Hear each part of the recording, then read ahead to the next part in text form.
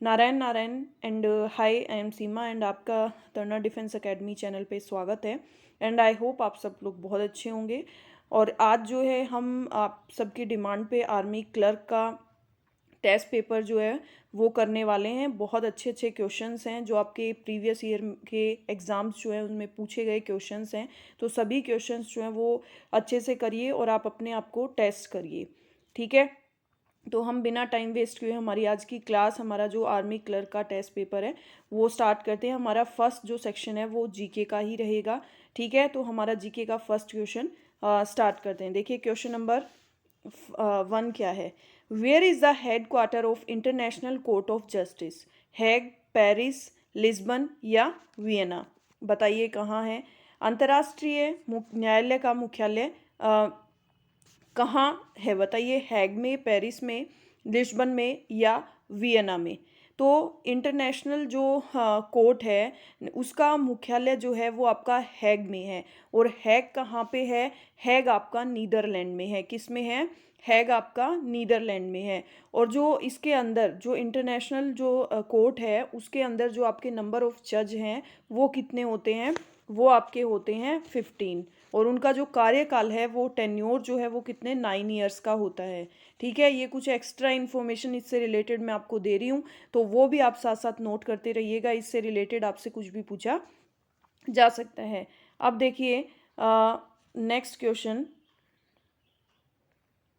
Next question है आपका city of grapes. City of grapes, अंगूरों का शहर किसको कहा जाता है? नासिक को, यवतमाल को, जयपुर को या इनमें से किसी को भी नहीं? अंगूरों का शहर सिटी ऑफ ग्रेप्स। तो सिटी ऑफ ग्रेप्स जो है वो आपको कहा जाता है किसका? नासिक को कहा जाता है सिटी ऑफ ग्रेप्स। यवतमाल जो है इसको कॉटन ऑफ सिटी कहा जाता है। क्या कहा जाता है? Cotton of city. और जयपुर जो है उसको तो आपको सबको ही पता होगा, पिंक सिटी कहा जाता है, ठीक है। अब देखिए next third question. Third question है आपका how many states having bicameral legislator? कितने राज्यों में द्विसदनीय विधायिका है बताइए। 6 में, 7 में, 8 में और 5 में? बताइए कितने राज्यों में द्विसदनीय विधायिका है। तो आपके जो है वो 6 राज्यों के अंदर क्या है? द्विसदनीय विधायिका है। देखिए ये आपका KUM एक इसकी शॉर्ट फॉर्म है JAT। देखिए कर्नाटक में है, के से कर्नाटक, यू से उत्तर प्रदेश यूपी, एम से महाराष्ट्र, बी से बिहार, ये जे को छोड़ दीजिए, ए से आंध्र प्रदेश और टी से तेलंगाना।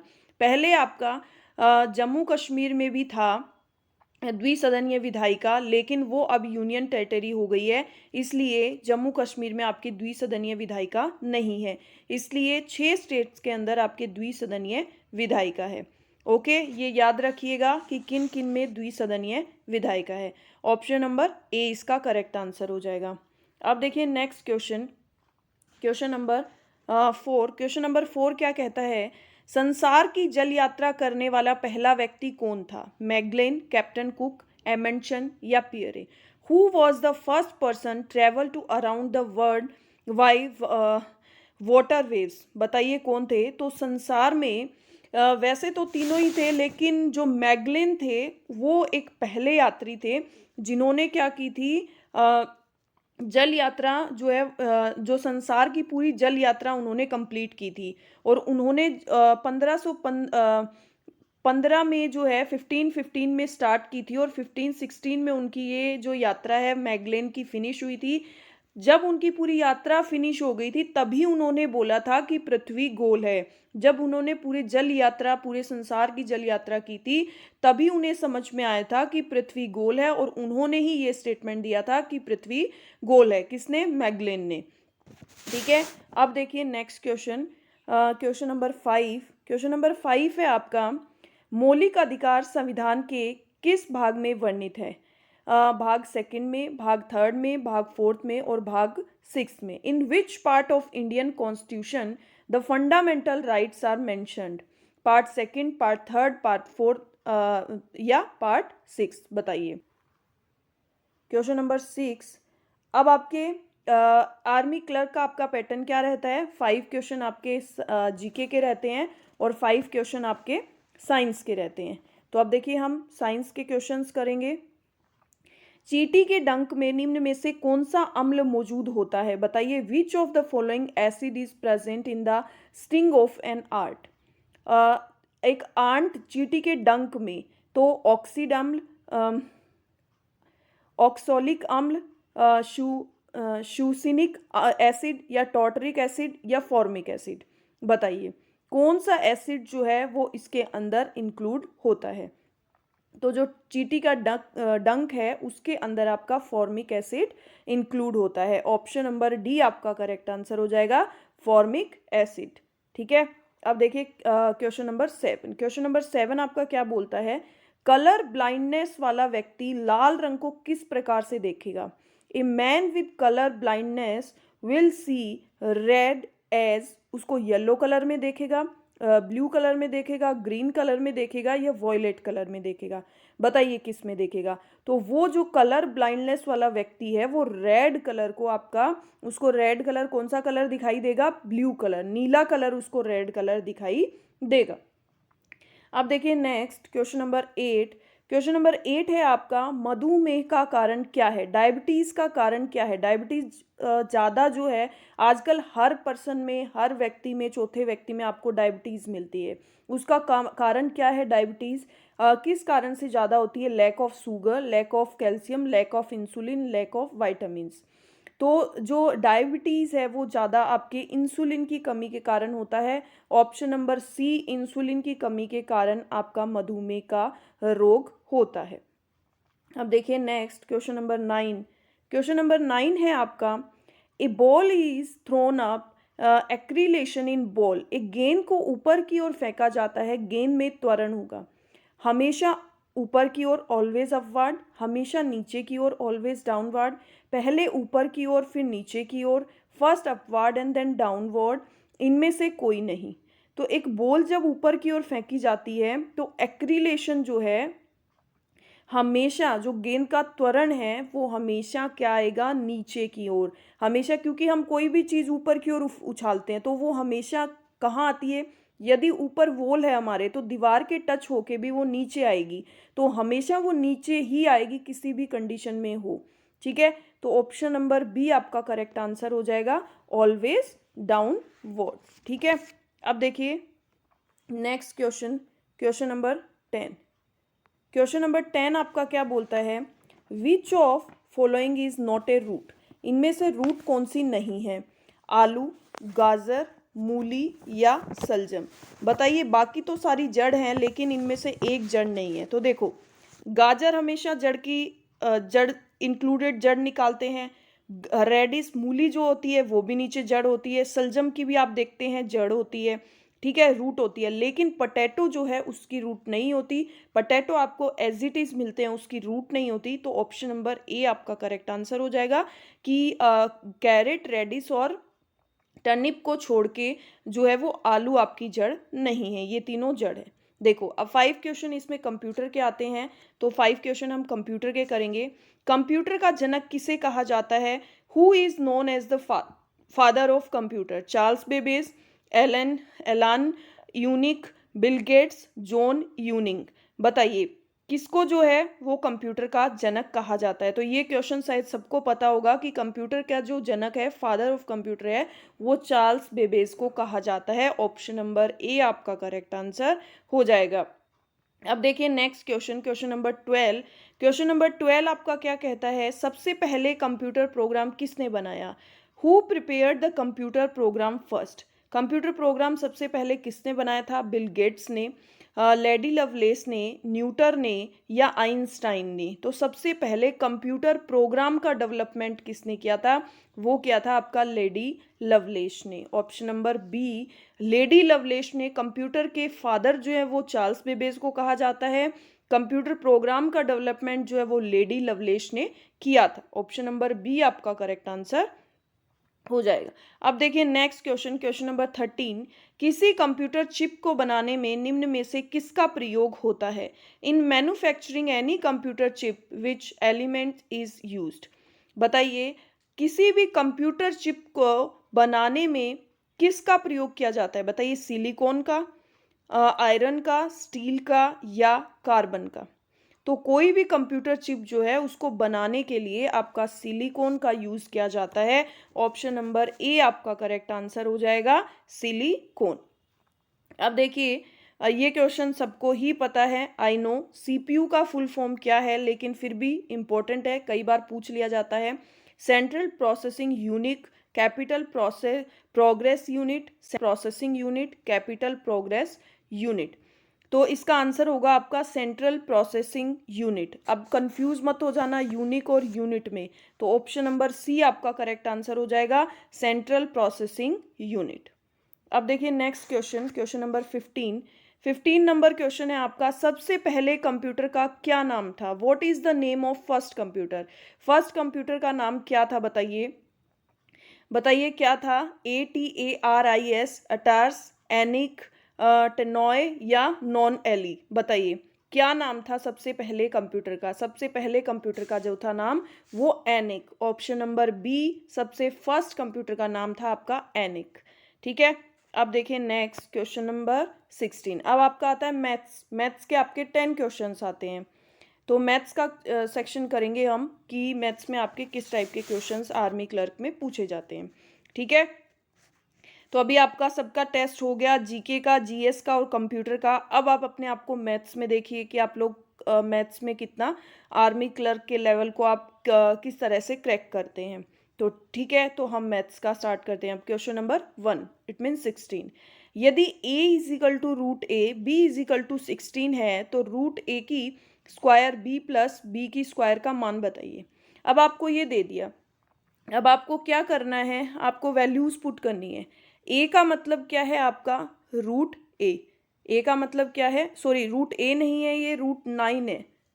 9 है, इसको ए मत पढ़ लेना, मैंने ही रोंग पढ़ लिया। तो a is equal to root 9। Root 9 का मतलब क्या हो गया? 3 हो गया। और बी आपको 16 दे रखा है, हमें ये सोल्व करना है। तो ए का मीन्स क्या है? 3। तो अब आप 3 की स्क्वायर करेंगे, ए स्क्वायर है, एक बार मैं लिख के बता देती हूँ, इंटू 16। मैं लिख रही हूँ, आपको पूरा कंप्लीट नहीं लिखना है एग्जाम में। अब देखो 16 की यहाँ स्क्वायर, अब इसको सोल्व करेंगे। 3 तिया 9 इंटू 16 प्लस 16 की स्क्वायर आपकी क्या होती है? 256। स्क्वायर एटलीस्ट 30 तक आप लर्न कर लोगे तो बहुत बेनिफिट होगा आपको, क्योंकि अगर करने बैठोगे तो आपके 15 से 20 सेकंड तो स्क्वायर में जाएंगे ही जाएंगे। ठीक है। अब देखिए 16 को 9 से मल्टीप्लाई किया, तो देखो आप सीधा इसको क्या करो, 16 टेंजा कितना होता है? 160। 160 में से आप 16 लेस कर दो, अपने माइंड में ही कर लो, तो कितना हो जाएगा? 144। और ये कितना? 256। तो इसको आप ऐड करोगे तो कितना हो जाएगा? रूट 400। 400 ही हो जाएगा ना। 6 4 10, 5 4 9, 9 प्लस 1 10, 2 प्लस 1 3, 3 प्लस 4 1 4। तो 400 का जो रूट है वो क्या हो जाएगा? 20। तो ऑप्शन नंबर ए आपका करेक्ट आंसर हो जाएगा 20। ठीक है, समझ आया? अब देखिए नेक्स्ट क्वेश्चन, क्वेश्चन नंबर 17। 17 आपका क्या बोला जाता है? 17 नंबर क्वेश्चन है, चार संख्याओं का average, the average of 4 numbers is 40। If the sum of first 3 numbers is 75, then find the fourth number. 4 numbers जो है उसका जो है आपका एवरेज कितना है? 40। कितना हो गया? 160। यदि फर्स्ट 3 डिजिट्स जो हैं उनका टोटल कितना है आपका? 3 डिजिट्स का 75 इन्होंने टोटल दे दिया 3 डिजिट्स का, तो हम इसमें से क्या करेंगे? 75 लेस कर देंगे तो हमारा 4 डिजिट का आ जाएगा। 10 में से 5 लेस किया आपका 5, यहाँ बच गया आपका 5। 15 में से 7 लेस किया तो 5 और 3 8। आपका आंसर आ गया ऑप्शन नंबर डी 85। तो फोर्थ नंबर आपका क्या हो गया? 85। ओके। अब देखिए नेक्स्ट क्वेश्चन, क्वेश्चन नंबर 18।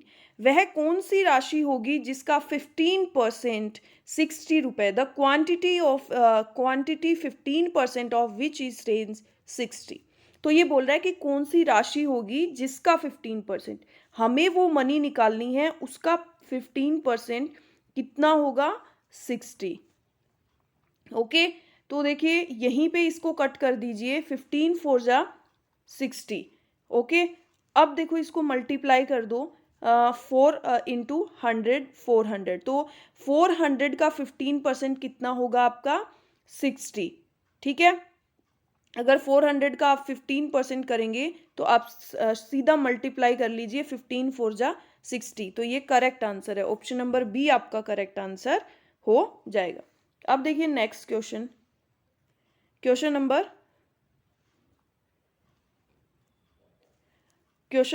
19, किसी काम को ए और बी मिलकर 8 दिन में पूरा कर सकते हैं। यदि ए अकेला उस काम को 12 दिन में पूरा कर सकता है तो बी उस काम को कितने दिन में पूरा कर लेगा।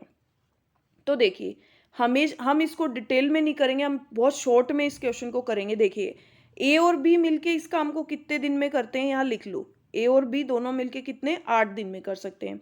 ए अकेला उस काम को कितने दिन में कर सकता है, 12 डेज में कर सकता है, तो बी उस काम को कितने दिन में करेगा। तो देखिए, हम यहाँ पे इन दोनों का एलसीएम लेंगे, तो एलसीएम यहाँ पे क्या आ जाएगा, इन दोनों के अंदर हम यहाँ पे लिख लेंगे, इसका एलसीएम ले लेंगे। दोनों किससे कट रहे हैं, 4 से कट रहे हैं, तो 4 तो आ ही गया, 4 दूनी 8, 4 टू जा 8 और 4 3 जा 12। तो अब इसमें 2 और 3 दोनों में कुछ भी कॉमन नहीं है, तो 2 हमें एलसीएम लेना है और 3। ठीक है, तो ये कितना आ गया, 4 2 जा 8, 8 3 जा 24, तो हमारा एलसीएम कितना आ गया 24। अब इसको इस तरह से इसको निकालने मत बैठ जाना, ठीक है, कि हम इस तरह से इसको निकालेंगे। तो देखिए, 8 3 जा 24, ठीक है, इसको कट किया कि ये एक दिन में कितना काम करते हैं 3, और 12 2 जा 24। अब आपको निकालना किसका है, हमें फाइंड आउट करना है बी का, बी कितना करता है। तो देखो, दोनों मिलके 3 काम करते हैं, ए अकेला एक दिन में 2 काम करता है, तो 3 में से 2 लेस कर दो, तो बी अकेला एक दिन में कितना वर्क करेगा, एक काम करेगा। एक काम करेगा तो आप 24 में जब 1 का डिवाइड करोगे तो आपका वो टोटल कितने दिन में कंप्लीट करेगा, वो 24 डेज में पूरा काम कंप्लीट करेगा। ऑप्शन नंबर ए आपका करेक्ट आंसर हो जाएगा। अब देखिए नेक्स्ट क्वेश्चन नंबर 20।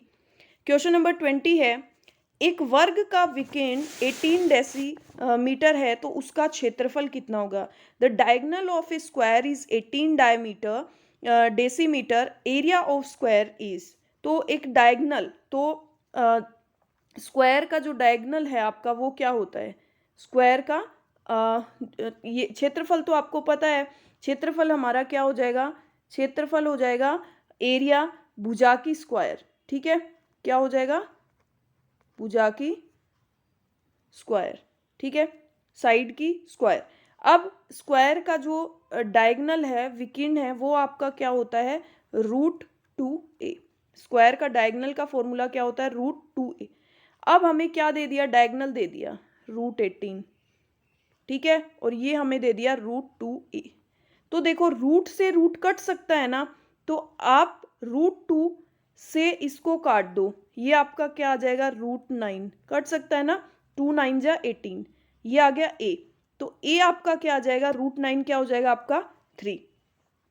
अब हमें क्या निकालना है, इसका एरिया निकालना है। एरिया होता है हमारा साइड का स्क्वायर, तो ये हो जाएगा आपका, जब a आपकी क्या आ गई 3, तो 3 का जब आप स्क्वायर करेंगे तो आपका क्या होता है 9। ऑप्शन नंबर बी आपका करेक्ट आंसर हो जाएगा। ठीक है, अब देखिए नेक्स्ट क्वेश्चन, क्वेश्चन नंबर 21। अब आपको इसको क्या करना है, इस क्वेश्चन को सोल्व करना है। ठीक है, तो देखिए हम सोल्व करते हैं इसको। 2 देखो, 6 में से 5 गया, आपका क्या बचा, प्लस का 1 ही बचेगा, तो 14 + 1 कितना हो जाएगा आपका 15। तो 2 × 15 = 30। ऑप्शन नंबर डी आपका करेक्ट आंसर हो जाएगा 30। देखिए next question number 22 number question देखिए, अगर 11 किलोमीटर चलने पर एक मोटरसाइकिल का पहिया 5000 चक्कर लगाता है तो पहिए का व्यास कितना सेंटीमीटर होगा। ए bicycle wheel makes 5000 revolutions in moving 11 kilometers. How much centimeters will be diameter of the wheel? ये बोल रहा है कि 11 किलोमीटर चलने पे एक जो मोटरसाइकिल है उसका जो पहिया है वो कितने 5000 चक्कर लगाता है। हमें जो पहिए का जो डायमीटर है वो किस में चाहिए, सेंटीमीटर में। तो पहले हम किलोमीटर से किस में चेंज करेंगे, 11 किलोमीटर को। फर्स्ट हम 11 किलोमीटर को हम मीटर में चेंज करेंगे। मीटर में चेंज करने के लिए हम क्या करेंगे, 1000 से मल्टीप्लाई, ये हमारा क्या आ जाएगा 11,000 मीटर। अब हम इसको किस में चेंज करेंगे, मीटर से सेंटीमीटर में चेंज करेंगे। तो आपका 1 मीटर में कितना सेंटीमीटर होता है, 100 होता है। तो हम इसको यहाँ पे क्या करेंगे, 100 से मल्टीप्लाई करेंगे। 100 से मल्टीप्लाई करेंगे, ये कितना आ जाएगा, 11 3 4 5, 11 लाख सेंटीमीटर आ जाएगा। ठीक है, ठीक है। अब देखो, अब आपको क्या चाहिए, अब आप इसका निकाल सकते हो, 5000 से डिवाइड कर दो इसका, तो हमें क्या आ जाएगा, देखिए फिर हम इसका जो सर्किल है हमें 2 पाई आर आ जाएगी, उसकी जो पहिए की जो परिधि है वो आ जाएगी। देखो 3 से 3 3 0 से 3 0 कट हो गया, इसका डेटा 5 2 10। अब देखो 5 2 10, अब 5 2 10, ये कितना आ गया, जो 2 पाई आर, इसका जो परिधि है वृत्त की, तो वृत्त की परिधि क्या होती है, 2 पाई आर। ठीक है, तो वृत्त की परिधि आपकी कितनी आ गई, 220। ठीक है, अब इसको यहीं पे कट कर दो आप, या तो 2 1 1 10। ठीक है, अब पाई आपका कितना आ गया, पाई की वैल्यू क्या होती है, 22/22/7 इज इक्वल टू 1 1 10। इसको कट कर दो, 22 5 1 1 10, तो आर आपका कितना आ गया, आर आ गया आपका, आर आ गया 7 5 35, आर क्या आ गया 35। और आपको क्या चाहिए, डायमीटर, डायमीटर चाहिए, तो रेडियस का क्या होता है, डबल होता है, तो ये हो गया आपका 70। तो ऑप्शन नंबर डी आपका करेक्ट आंसर हो जाएगा। पहिए का जो डायमीटर है वो कितना हो जाएगा, 70 सेंटीमीटर। ठीक है, अब देखिए next question, question number 23। Which of following factors is the smallest among themselves? बताइए, which one of following factors is smallest among themselves? निम्न में से सबसे छोटा गुणज कौन सा है, बताइए। तो इसमें आपको सबसे छोटा गुणज बताना है। ठीक है, तो हमारे पास क्या तरीका होता है, हमें इसमें डिवाइड करते हैं हमेशा। ठीक है, देखो हमें डेसिमल के लिए हम डिवाइड कैसे करते हैं, यहाँ पे 0 लगाएंगे, यहाँ पे 0 पॉइंट लगाएंगे, तो हम यहाँ पे इसको 20 बना दें, एक बार बना दें, तो देखिए 0.36 18, फिर क्या बच गया 2, मतलब ये आपका 666 कंटिन्यू चलता रहेगा। सेकंड 3/5, यहाँ 0 लगाया, तो 0.56 30, ये पूरा पूरा चला गया। अब देखो 5 0. ये इसमें 0 लगाया, तो 7 5 35, 5 50, 7 7 49। ठीक है, नेक्स्ट 1/2, इसमें 0 लगाया, 0.5। अब सबसे छोटा पूछा है आपसे, तो सबसे छोटा पूछा है तो क्या हो गया, ऑप्शन नंबर डी 5। अब इसके आगे क्या हम 50 लगा सकते हैं, है ना, तो 0.50 क्या हो गया, सबसे छोटा हो गया, इसलिए ऑप्शन नंबर डी आपका करेक्ट आंसर हो जाएगा। इसमें से सबसे छोटा गुणज जो है वो आपका आ जाएगा 1/2। अब देखिए नेक्स्ट क्वेश्चन, क्वेश्चन नंबर 24 है आपका, 13,000 रुपीज पर 2% वार्षिक साधारण ब्याज की दर से 1 वर्ष की राशि ज्ञात करें। Find the amount on range 13,000 for 1 year at 2% annum rate of simple interest. तो देखिए 13,000 पर 2%, 13,000 पे 2%, और आपको क्या पूछा है, सिंपल ही पूछा है, 1 साल का 1 ईयर का। इसको कट किया, 13 2 कितना हो जाएगा आपका, 13 2 हो जाएगा आपका 260। ठीक है। तो आपका कितना हो जाएगा 260। तो आपको टोटल एनुअल अमाउंट पूछिए, ठीक है। तो टोटल अमाउंट इंटरेस्ट इंक्लूडेड कितनी हो जाएगी 13,260, ठीक है। अब देखिए नेक्स्ट क्वेश्चन, नेक्स्ट और आपका मैथ का लास्ट क्वेश्चन देखिए। 2 से डिवाइड होने वाली जो नंबर है उसको क्या कहते हैं? A number divisible by 2 is called. जिसका 2 से डिवाइड जाता हो वो क्या कहलाता है? बताइए, आपका कंपोजिट नंबर, भाज्य संख्या, ऑड नंबर, अभाज्य संख्या या सम संख्या। तो देखो, जिसमें 2 का डिवाइड जाता हो, देखो प्राइम नंबर तो बोला नहीं जाता, ओड नंबर भी नहीं बोला जाता, और भाज्य संख्या कंपोजिट नंबर भी नहीं बोला जाता। जिसका 2 से डिवाइड जाएगा उसको क्या बोला जाता है? Even number. क्या बोला जाता है? Even number. सम संख्या, आपको पता है सम संख्या में 2 का पूरा पूरा, 2 का पूरा पूरा डिवाइड जाएगा, ठीक है। अब देखिए मैथ्स का आपका सेक्शन कंप्लीट हो गया है। अब हम आते हैं इंग्लिश का। जैसे ये आर्मी क्लर्क के अंदर 25 क्वेश्चंस का सबका सेक्शन मिला के होता है, जीके, जीएस, मैथ्स, कंप्यूटर, वैसे ही इंग्लिश इसमें सबसे ज़्यादा स्कोरिंग सब्जेक्ट है। इसके अकेले के इसमें 25 क्वेश्चंस आते हैं, तो इंग्लिश इसमें बहुत इंपॉर्टेंट रोल प्ले करता है। तो आपको इसमें इंग्लिश पे भी बहुत फोकस करना होगा। और मैं बहुत इंटरेस्टिंग, बहुत अच्छे आपके प्रीवियस ईयर्स के जो क्वेश्चंस हैं वो इंग्लिश में लेके आई हूँ। तो सभी आप सारे क्वेश्चंस जो है वो अच्छे से ध्यान से देखिएगा कि आपके किस टाइप के क्वेश्चंस जो है वो पूछे जाते हैं। देखिए क्वेश्चन नंबर फर्स्ट है आपका फिल इन द ब्लैंक्स। इसमें कुछ भी हो सकता है, आर्टिकल भी या फिर कुछ और भी, ठीक है। तो देखिए क्वेश्चन नंबर 26 आपका क्या है? You can not depend bracket me in on ever with. You can not depend, तुम डिपेंड नहीं हो सकते मी। तो देखिए इसका क्या हो जाएगा? आप किस पे डिपेंड नहीं हो सकते? अगर किसी के ऊपर हम निर्भर करते हैं तो उसमें हमेशा किसका यूज होता है? ओन। एक बात तो ये आ गई। दूसरी बात आ गई कि हमेशा जब डिपेंड परिपोजिशन डिपेंड होता है तो उसके साथ हमेशा ओन परिपोजिशन आता है। आपको देखने की जरूरत नहीं है, हमेशा आपके वर्डिंग्स में आपने सुना होगा डिपेंड ऑन। कहीं भी हो कि I am not depend on you, कि मैं आप पे निर्भर नहीं हूँ, बोला जाता है ना मोस्टली। तो डिपेंड के साथ हमेशा ऑन परिपोजिशन का यूज किया जाता है। तो ऑप्शन नंबर बी आपका करेक्ट आंसर हो जाएगा।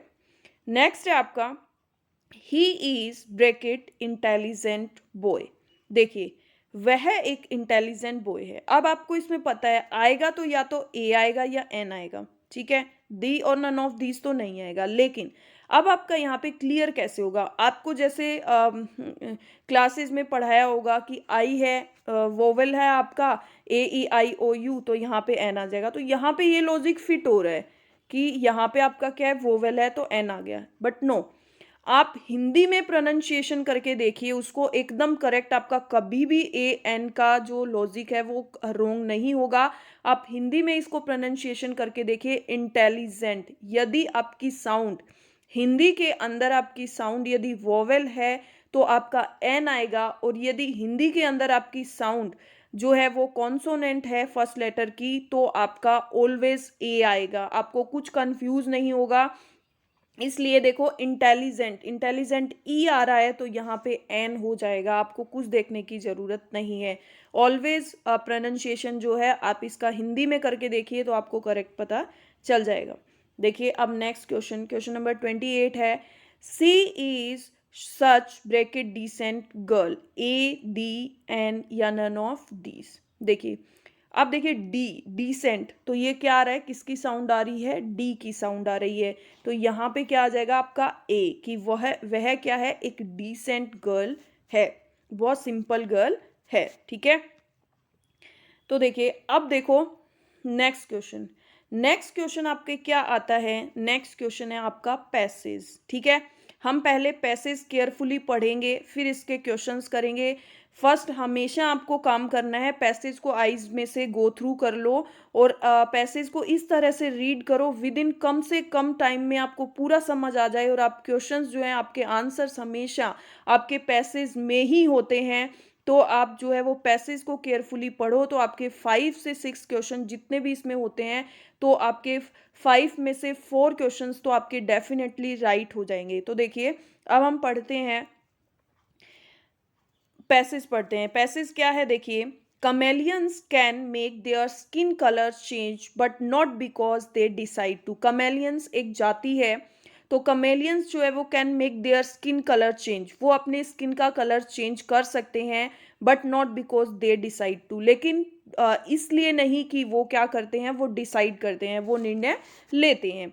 The colour change to help the chameleons avoid its enemy, कि जो कलर चेंज करते हैं वो उनकी मदद करती है कलर चेंजिंग जो है वो उनकी हेल्प करती है द कमेलियंस की अवॉइड इट्स एनिमी, उनको अपने दुश्मनों से अवॉइड करने में कलर चेंज जो प्रोसेस है वो उनको हेल्प करती है। It is a form of camouflage जो ये कलर चेंज की जो प्रोसेस है इसको क्या बोला जाता है, कैमेफ्लोज जो है वो इस कलर की जो प्रोसेस है उसको बोला जाता है।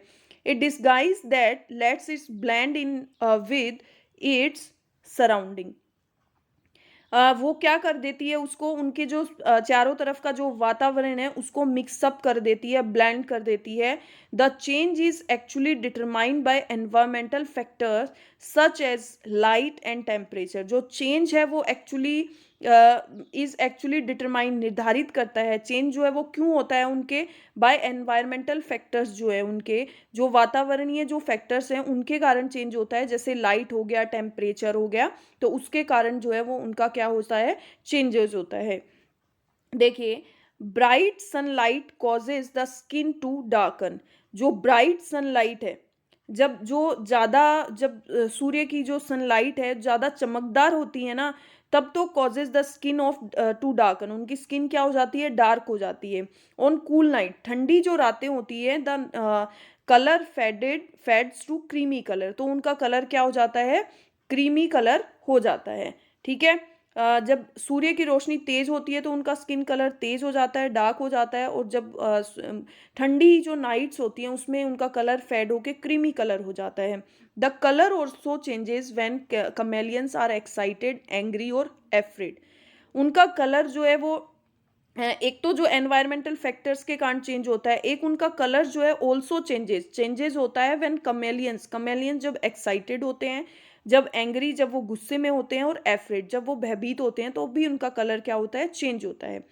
The colour change is rapid, colour change जो वो बहुत तेजी से होता है, and increases when the chameleon's is handled, injured और अप्रोच्ड बाय अदर कमेलियंस, उनका कलर जो बहुत तेजी से चेंज होता है और इंक्रीजेज, और उसमें क्या होता है, इंक्रीज होता है व्हेन द कमेलियंस, जब कमेलियंस जो है उनको हैंडल्ड हाथ में लिया जाता है, इंजर्ड उनको चोट लगती है, और अप्रोच्ड या फिर किसी अनदर जो कमेलियन जो है उसके द्वारा उसको अप्रोच किया जाता है, तो उनका कलर क्या होता है, बहुत तेजी से चेंज होता है। There are many type of chameleons, बहुत टाइप के कमेलियंस होते हैं।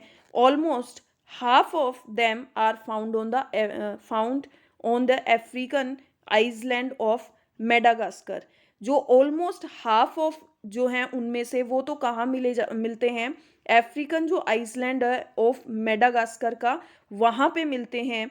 ठीक है, और the other mostly occur in Sahara desert, उसके अलावा जो है वो मोस्टली कहाँ मिलते हैं, सहारा डेजर्ट में।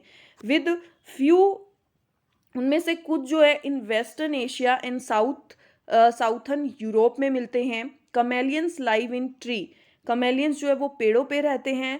Van they usually eat insects, वो क्या करते हैं, यूजली इंसेक्ट्स कीड़ों को खाते हैं। वेरी लार्ज कमेलियंस में even use their sticky tongue to catch birds, उनको जो इंसेक्ट्स जो उनको खाते हैं, वेरी जो बहुत सारे जो कमेलियंस हैं में इवन यूज देयर स्टिकी, अपनी जो टंग्स हैं उनका जो बर्ड्स हैं उनको कैच करने के लिए यूज करते हैं।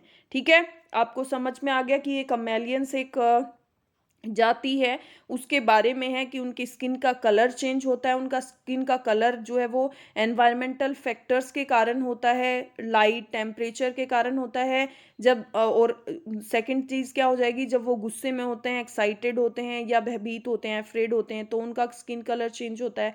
ठीक है, वो मोस्टली कहाँ पाए जाते हैं, ठीक है, ये सब चीज़ें। तो अभी हम क्वेश्चंस हमारा पढ़ेंगे। देखिए क्वेश्चन नंबर 1। अब क्वेश्चंस ध्यान से पढ़िएगा और आप सभी आंसर करेंगे इनका।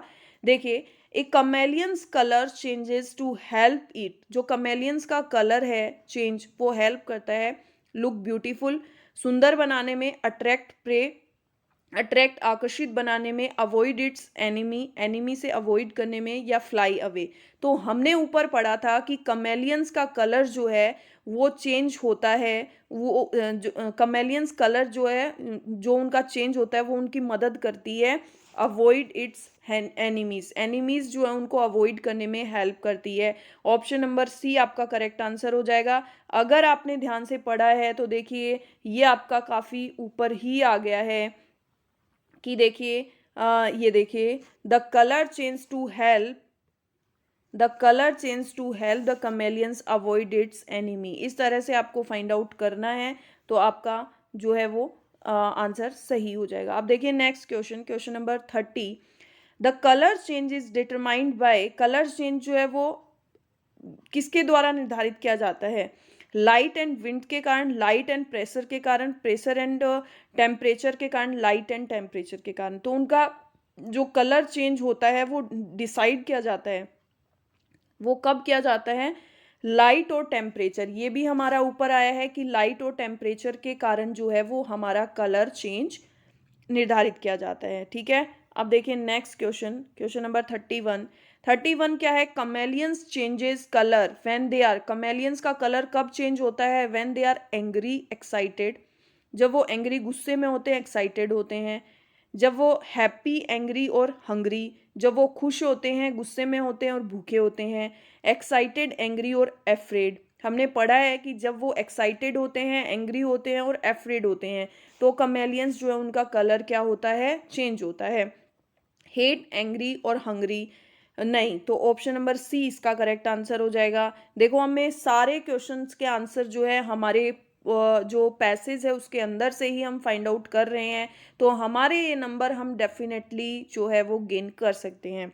देखिए, half of the world's chameleons are found. जो हाफ ऑफ वर्ड्स के हाफ जो कमेलियंस है वो कहाँ पाए जाते हैं? In the continent of Asia नहीं, in the Sahara desert, on the African island of Madagascar, on the Asian island. देखो हाफ जो वर्ड के कमेलियंस है वो अफ्रीकन आइसलैंड ऑफ मेडागास्कर में पाए जाते हैं, बाकी हाफ जो है वो सहारा डेजर्ट, एशिया जो 2-3 हमने पढ़े थे उनके अंदर मिला के पाए जाते हैं। तो ऑप्शन नंबर सी आपका करेक्ट आंसर हो जाएगा। अब देखिए नेक्स्ट क्वेश्चन नंबर 33। 33 आपका है the colour changing ability of chameleon's is a form of. जो कलर चेंज एबिलिटी जो होती है उस प्रोसेस को क्या कहा जाता है? डिजीज, एक बीमारी।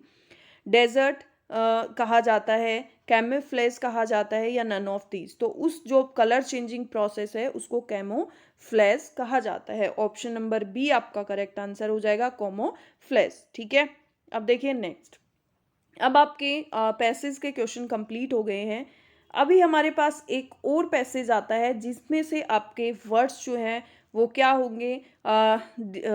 डिसअपीयर होंगे, गायब होंगे, और आपको उसमें क्या करना है? आपको एक तरह से fill in the blanks complete करना है अपने पैराग्राफ को। ठीक है, तो हम गिवन वर्ड्स की हेल्प से, तो देखिए हम इसको पढ़ना स्टार्ट करते हैं। हमारा देखो, laziness is break it greatest enemy of man. कि लेजीनेस, आलस जो है वो एक पर्सन का क्या है? सबसे ग्रेटेस्ट एनिमी है। तो देखिए इसमें आपको ऑप्शन क्या दे रखे हैं? ऑप्शन है एन, दी, ए और नो आर्टिकल। ठीक है, तो इसमें आपका आंसर क्या आएगा? देखिए, लेजीनेस इज ग्रेटेस्ट एनिमी। तो देखिए यहाँ पे ए, एन, दी और नन ऑफ दीज में से क्या आएगा? तो इसमें बड़ा सिंपल है। यहाँ पे आपकी क्या हो रही है? सुपरलेटिव डिग्री का यूज हो रहा है। जब भी आपका सुपरलेटिव डिग्री का यूज होता है तो ऑलवेज उसके साथ आपके द आता है। तो laziness is the greatest enemy of man. Okay, चलो अब नेक्स्ट पढ़ते हैं। We should not be a lazy person, हमें जो है वो एक लेजी आलसी पर्सन नहीं होना चाहिए। ए lazy person can not get success in the life, एक लेजी आलसी जो व्यक्ति है वो कैन नॉट गेट, नहीं कर सकता, गेट प्राप्त, सक्सेस इन द लाइफ, अपनी जीवन में सक्सेस जो है वो हासिल नहीं कर सकता है, सफलता हासिल नहीं कर सकता है। So we should be very laborious, इसलिए उसको क्या होना चाहिए, बहुत परिश्रमी होना चाहिए, वेरी लेबोरियस होना चाहिए। लेबोरियस का मतलब बहुत मेहनती, परिश्रमी होना चाहिए। Laziness is poison of man's life, एक लेजीनेस जो है वो एक पर्सन की लाइफ में क्या करता है, एक पॉइजन, एक जहर की तरह काम करता है। मीन्स एक्टिवनेस, एक्टिवनेस जो है उसको खत्म कर देता है। तो life is break it but active for doing the work, life जो है, अब देखिए इसके ऑप्शंस क्या हैं। Life is everything, something, nothing और एनीथिंग। तो यहाँ पे होगा आपका ऑप्शन नंबर सी कि लाइफ इज नथिंग, लाइफ जो है वो कुछ भी नहीं है, नथिंग, बट एक्टिव फॉर, लेकिन जब काम कर रहे हैं तो क्या होना चाहिए, एक्टिव होना चाहिए। So we should be active and not lazy, so इसीलिए हमें क्या होना चाहिए, एक्टिव होना चाहिए एंड नॉट लेजी, लेजी नहीं होना चाहिए। अब देखिए next, a man who is very active, एक आदमी जो है जो बहुत एक्टिव होता है, can get the great break it, एक आदमी जो एक्टिव होता है कैन गेट, प्राप्त कर सकता है, great bracket in the life, अपनी लाइफ में वो सक्सेस हासिल कर सकता है। Unsuccessful, guarantee, none of this. तो वो क्या हासिल कर सकता है, वो हासिल कर सकता है आपकी सक्सेस। तो who is a very active can get great success, क्या प्राप्त कर सकता है, great success in the life.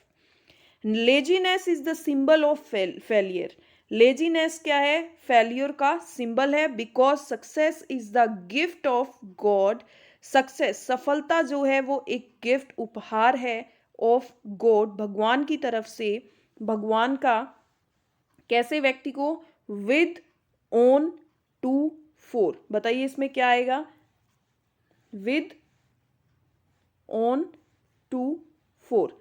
तो laziness is the symbol of failure but success is the gift of god to a laborious person, एक laborious मेहनती व्यक्ति को, and not to lazy man, एक लेजी आदमी को नहीं।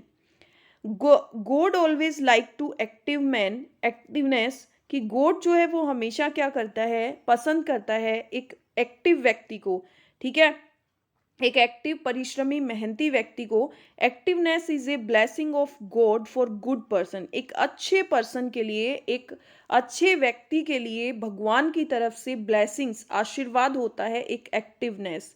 Activeness, courage, curiosity are the bracket of greatness. देखिए इसका आंसर क्या होगा, way, symbol, path and all of these.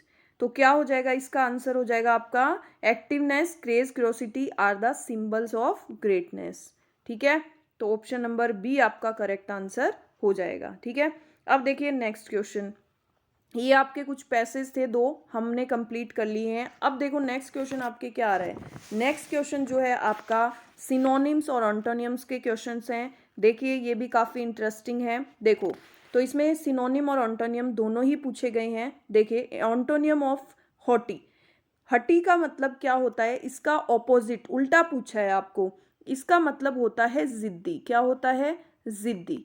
तो आपका इसका आंसर क्या हो जाएगा, डॉटी, फूटी, हम्बल और क्रम्बल।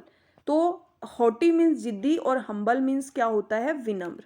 तो ऑप्शन नंबर सी आपका करेक्ट आंसर हो जाएगा, विनम्र, ठीक है। अब देखिए नेक्स्ट में आपको क्या पूछा है, एंटोनियम ऑफ एग्जेम्प्ट। एग्जेम्प्ट का मतलब क्या होता है, छूट। क्या मतलब होता है एग्जेम्प्ट का, छूट। तो आपको इसका उल्टा पूछा है, इसका रिवर्स पूछा है ऑपोजिट। तो देखिए एक्सक्यूज, रिलीज मीन्स भी मुक्त करना होता है, एक्सक्लूड मीन्स भी हटाना होता है, और एनफोर्स, एनफोर्स मतलब क्या होता है, एनफोर्स करना, मनाना, किसी को बंद करना। तो ऑप्शन नंबर डी इसका करेक्ट आंसर हो जाएगा, ठीक है। अब देखिए next, synonym of senseless. Synonym पूछा है जो सेंसलेस, जो वेस्टफुल होता है, सेंसलेस, कुछ मतलब नहीं होता, तो वही आपको बताना है, एक्साइल, स्टूपिड, असॉल्ट या चेंज। तो इसका आंसर हो जाएगा स्टूपिड। जैसे सेंसलेस का कुछ मतलब नहीं होता, वैसे ही स्टूपिड मूर्ख व्यक्ति है, ठीक है। तो ऑप्शन नंबर बी आपका करेक्ट आंसर हो जाएगा। ये आपके सिनोनिम ऑन्टोनियम के क्वेश्चन हो गए। अब देखिए नेक्स्ट आपका पार्ट आता है, ये भी काफ़ी इंपॉर्टेंट पार्ट है, जो इसके क्वेश्चंस आपके आते ही आते हैं। Choose a wrong part in the following sentences. आपको रॉन्ग पार्ट चूज करना है। तो देखिए आपको 3 पार्ट्स दिए गए हैं, उसमें से आपको रॉन्ग बताना है कि किस में मिस्टेक है और क्या मिस्टेक है, ठीक है। तो देखिए Rajasthan is hotter than any Indian state, कि राजस्थान जो है वो होटर गर्म है देन एनी इंडियन स्टेट, किसी भी इंडियन स्टेट में। इट मीन्स यहाँ पे देखो क्या हो रहा है, any Indian state. Any Indian state मतलब इसमें क्या आ गया, यहाँ पे कंपेयर हो रही है, कंपेरेटिव डिग्री है, लेकिन यहाँ पे एनी इंडियन स्टेट मतलब राजस्थान भी इसमें इंक्लूड हो गया। लेकिन यहाँ पे एक्चुअल में होना क्या चाहिए, Rajasthan is hotter than any other Indian state. Any other और इंडियन स्टेट जो है उनसे क्या है, गर्म है, इसलिए यहाँ पे एनी के बाद क्या आएगा, अदर आएगा। तो ऑप्शन नंबर सी जो है वो इसमें रोंग हो जाएगा, ऑप्शन नंबर सी, ठीक है। अब देखिए नेक्स्ट क्वेश्चन नंबर 43 आपका क्या है, अन्विताज ऐसे इज बेटर देन रुचिका। अब देखो अन्विताज ऐसे, अब एक बात हमेशा ध्यान रख लो, अगर किसी की कंपेयर करते हैं तो जैसा पहला है वैसा ही हमें अगला भी चाहिए। तो देखिए अन्विताज ऐसे इज बेटर देन रुचिका, यहाँ पे क्या हो गई, यहाँ पे ऐसे की कंपेयर हो गई रुचिका से, नहीं, अन्विता का ऐसे जो है वो रुचिका के ऐसे से बेटर है। तो हमें क्या करना होगा, यहाँ पे भी इसके क्या लगाना होगा, यहाँ पे इसके एस लगाना होगा, रुचिकाज। अन्विताज ऐसे इज बेटर देन रुचिकाज, ठीक है। तो ऑप्शन नंबर बी इसका करेक्ट आंसर हो जाएगा, मतलब ऑप्शन नंबर सी में इसके क्या हो जाएगी, मिस्टेक हो जाएगी, यहाँ पे क्या हो जाएगा, रुचिकाज, ठीक है। अब देखिए नेक्स्ट क्वेश्चन नंबर 44 में क्या है, I have gone through Trisha and नूस नोटबुक्स। देखिए आई हैव गोन थ्रू, मैंने देखी है त्रिशा और नूस की नोटबुक। तो देखिए यहाँ भी सेम चीज हो रही है।